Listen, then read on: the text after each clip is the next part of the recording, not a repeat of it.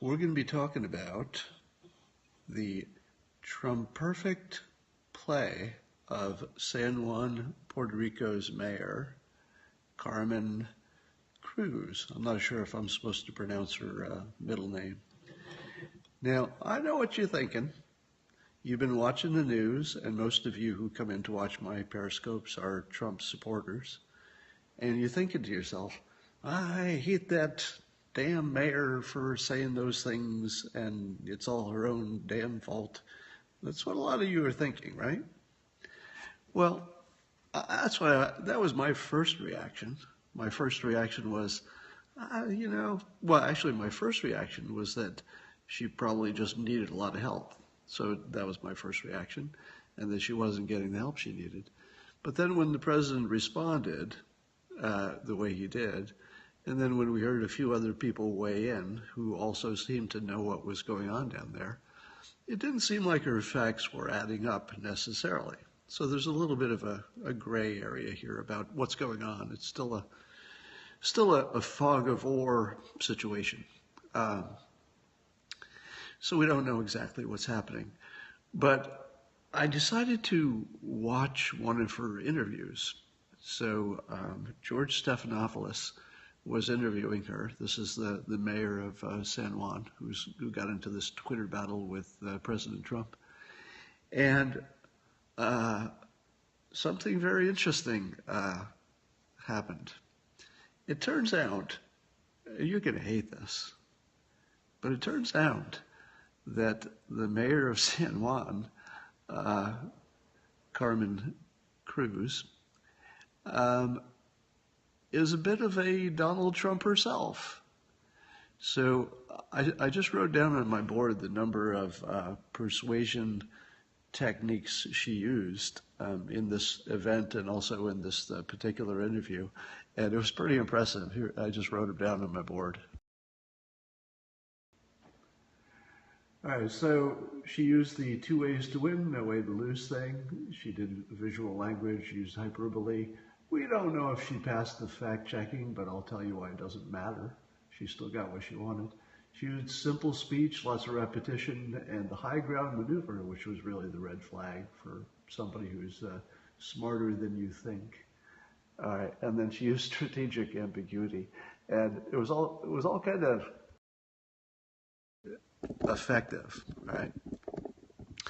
So those of you new to my conversations about the techniques of persuasion, I will leave you all to decide on the ethics of any of this, right? You should assume that your ethical, your moral compass and mine are probably about the same, right? So I'm just talking about technique here, not whether anything is morally good or bad. So the proposition here is that the mayor of San Juan has a deep skill set in persuasion, and I can't tell exactly if there's training behind this or she's just brighter than the average person. So I'll just describe the skills she uses, and they happen to be the same kind of things that President Trump's been doing for a couple of years in front of us, and he does it so well. And she's really nailing it. All right. So let me say right off the bat that in terms of her technique, I'm really impressed. Okay. And I hope you will be by the end too. So this is just so you can learn something. You don't have to like her at the end. You don't have to believe her. I'm not asking you to do any of that. I'm just going to ask you to look at the technique. All right. So we'll start at the top. This is something that President Trump does all the time. He creates situations where there are 2 ways to win, but no real way to lose. All right.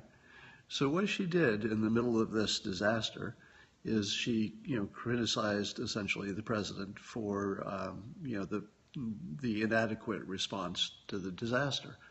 Now, for the moment, forget about whether it was true or false. All right. That doesn't matter to the point. The point is she made a name for herself, put herself out there, became the focus of attention. So the first thing she did was she grabbed all the spotlight, all right? So who do you know who is famous for saying things that are a little bit beyond the pale, just a little bit more than you think is appropriate or right or maybe true. Reality's just bent a little bit more than you're sure is right, and the effect of it is that all the spotlight and all the attention goes to that person. Who else does that? President Trump, right? It's his best move. So the first thing you have to recognize is that the mayor of San Juan is the only fucking person we're talking about, okay? So before you discount her skills, just ask yourself, who else are we talking about? It's just her. Now, she created a situation where, because it's an emergency and because the emergency response people are pretty much an autopilot, meaning they know how to do things are going to happen, she was going to get her federal aid whether she complained or not, all right? So the worst case scenario is she was going to get some federal aid anyway, but she also created a situation where she would become the most famous person there, which has a whole bunch of benefits. You know, it's a system, not a goal. One of the benefits is that it might help her in a future run for governor, or might make her speaking fees go up someday. I mean, there might be a variety of ways that this could become a good career thing or just a good thing for her. In the short run, it also guaranteed that the FEMA people put San Juan first because she was yelling the most. So she created this situation that Trump does all the time, where if you're doing a good job, she's extra nice to you. But if you're doing anything that's not a good job, she's extra bad to her, all right? That's a Trump method.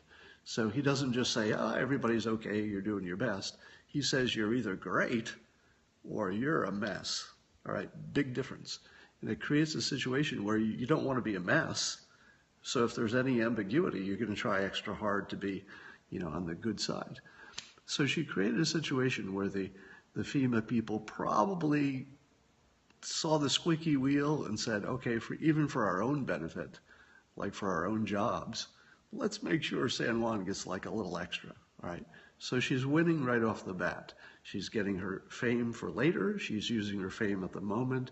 She's using the spotlight to get extra attention. She was going to get aid no matter what, but she probably got some fame and some extra aid, or a little extra mental attention at least, and that's all good. I'm just going down the list of the persuasion techniques she used.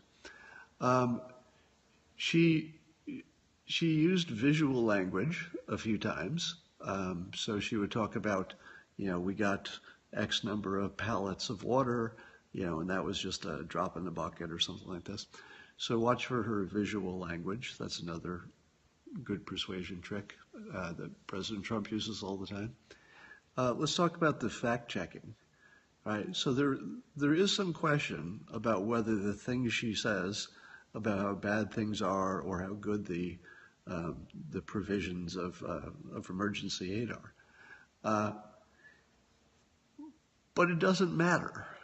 This is the key point, right? Watch how it doesn't matter how accurate she was in saying that she's not getting enough aid. Because what she wanted was simply more. Right? So no matter where she was in the aid-getting process, of course she wanted more. So putting the pressure on with a little hyperbole, perhaps, we don't know. But I'm guessing there was a little bit of hyperbole in there. But the point is, whether she was actually completely accurate, which is possible, or there was hyperbole in there, it didn't really matter. Because she was persuading, right? She wasn't there to tell us the facts. It wasn't her job. If she was your mayor, like, if you were in San Juan and you were desperate, would you want the mayor who's basically, going toe to toe with the president and making sure she gets all the resources, or would you want the one who says, well, things are going pretty well? You could go a few more days without food, you guys. So you want the fighter, right? So she's coming out strong. She's showing, energy, fight, all the things that President Trump does. He shows the energy and the fight. She also This next part is partly a function of the fact that it appears that English is not her first language. So, but she revealed at one point that she has a degree in the United States from BU and a master's degree somewhere. So she's an accomplished, highly educated person who's been around, obviously got elected mayor of a major city.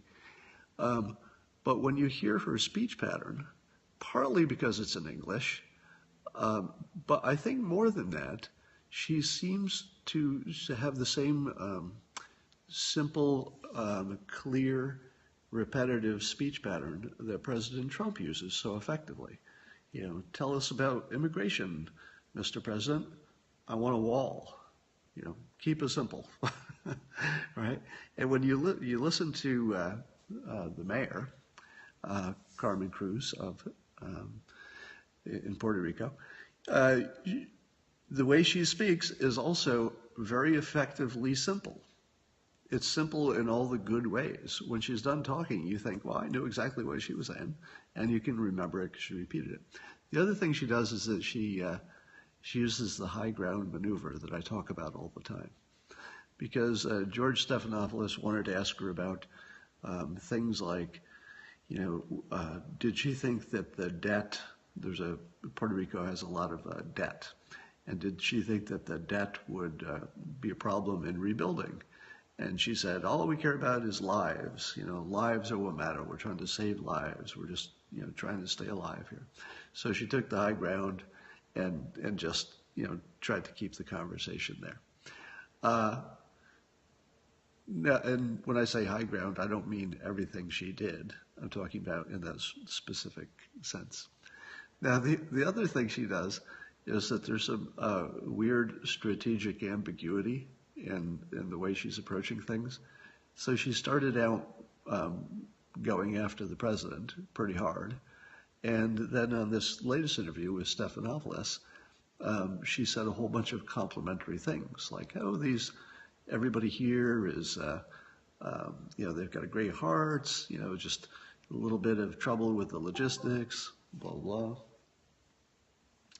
And so when you're done, you're not sure if she's criticizing or praising, because she's left enough there that if you liked her, you'd say, well, she's saying good things, but she's, still being tough.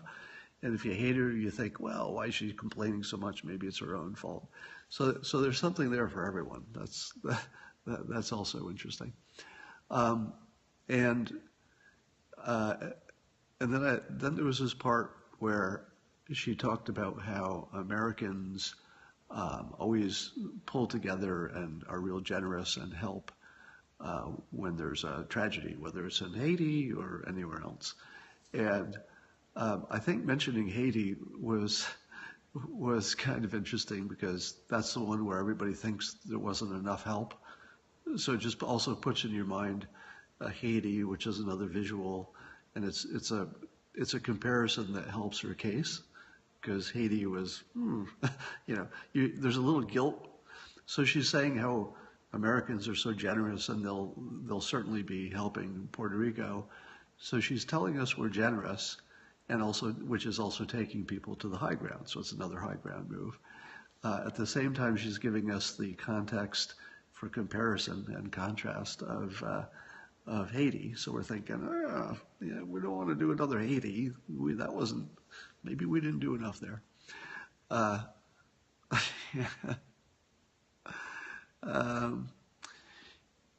So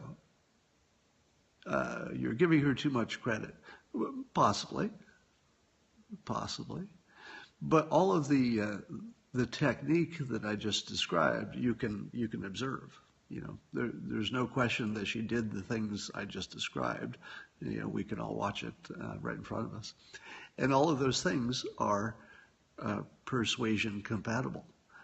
In fact, I even saw her earlier with a really cool blue baseball cap that said, something about, I think it was municipality of San Juan or something. So she even had like a, Make America Great Again hat.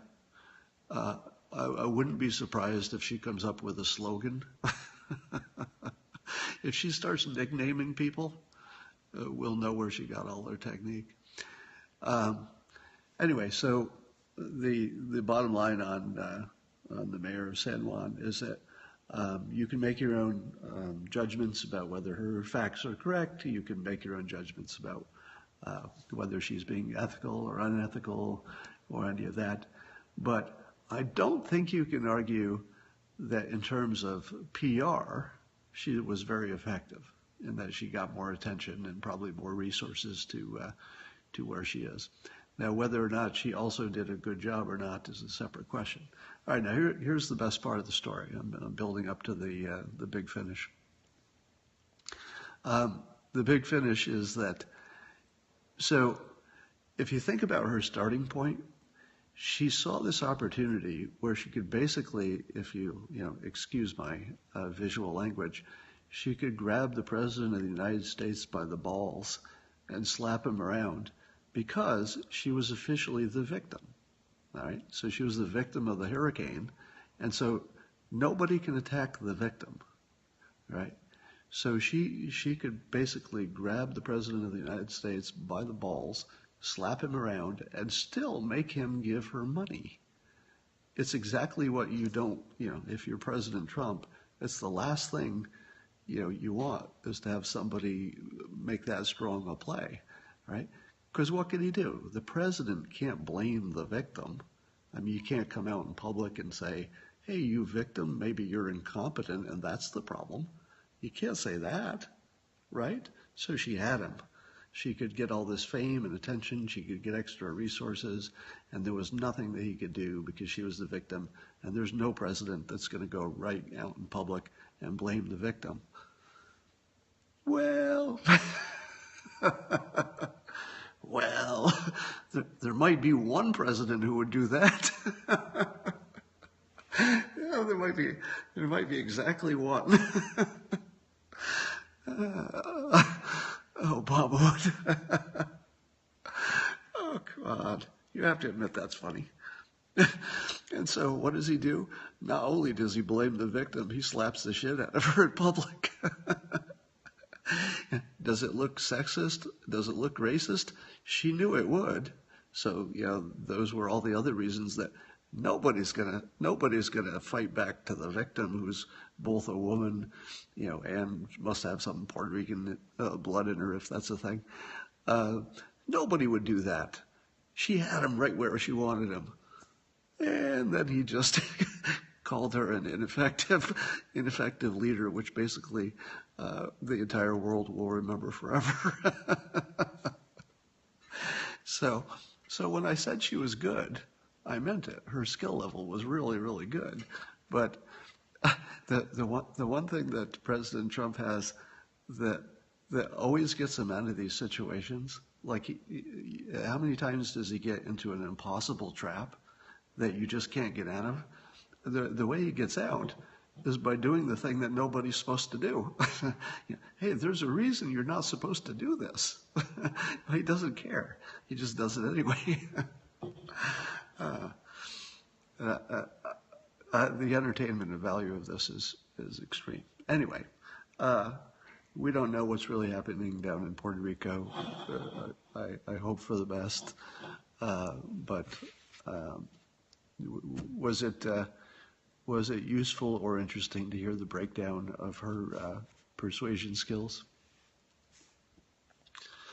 I like to ask at the end of these periscopes whether this was good or useful. No. All right. We got some yeses, some nos. All right, thanks. I'm glad most of you liked it. She also said, why is Trump picking out a little 5'10" or 5'1" woman? Yeah, I told you, she's good. So now that I've kind of explained her skill level, watch how often you see her again, and also watch. Sorry, I just realized I locked my dog outside. I'm gonna let her in. Watch how often you notice her skill level, because I think we haven't seen the end of Mayor Carmen Cruz. All right. So until next time, remember, let's see if I can make this work. This is an unplanned, clever ending. Are you ready? Until later, don't win small. If you can, win bigly. Available for pre-order already.